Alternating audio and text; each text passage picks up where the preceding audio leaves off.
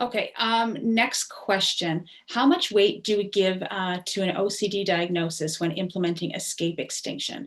Particularly, this child will hit and yell and scream when things aren't done her way. I do think you need to give that some weight. Also, escape extinction is tricky. It's really tricky. You want to look at the entire situation. You want to look at, do they have the replacement skills? And then you want to talk about really trying to intervene at the precursors. So it's, even with something with OCD, when things don't go their way, is there something that you could do to intervene instead of just kind of, ignoring and being like, oh, well, they're not going to get attention, so they're not going to get access, so we're just going to implement extinction. Is there somewhere you can jump in and teach them a strategy that they can use before they've gone too far? So escape extinction on its own will be challenging. You want to pair it with some sort of teaching them a skill, and what skill can they use? So Look to Gregory Hanley. Hanley does a lot of tolerance and delay. We also have a section on that in our behavior section as well.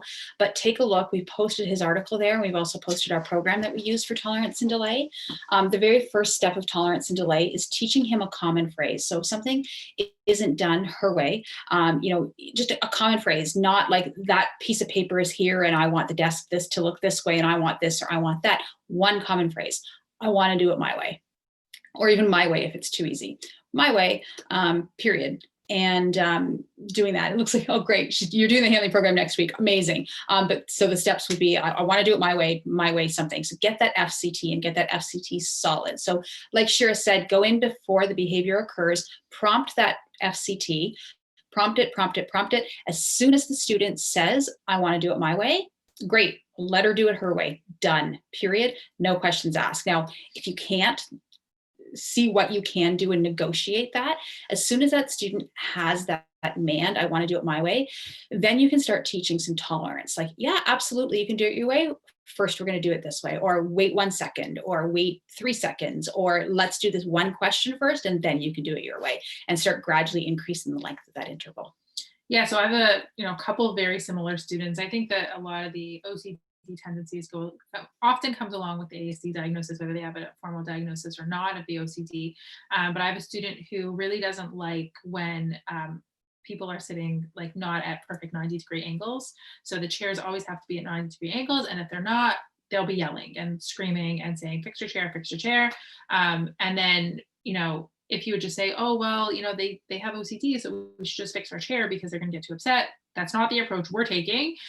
We're teaching the student to tolerate when things don't go their way. So that's the skill that we're trying to build up, not in the moment, at a totally separate time, just practicing when things don't go your way and tolerating that, incorporating the FCT, so being able to ask for it. But we also introduced almost like a rule, like there were times a day where they could ask and say, during this time of day, you can say, can you fix your chair? But during other times you can't. So we made a little visual and it said like, this is the times when it was okay to ask, and these are times when it's not, because they need to know that there's times where they could have more control and times where they could have less control. And diagnosis or not, we want to be able to give them more functional skills. But then in those moments, it's not about intervening and like just kind of ignoring it because of the attention component, but it was about prompting the FCT, using those visuals, reminding them of what the rules are, but then still not giving in. Like we wouldn't let the other kids fix their chairs.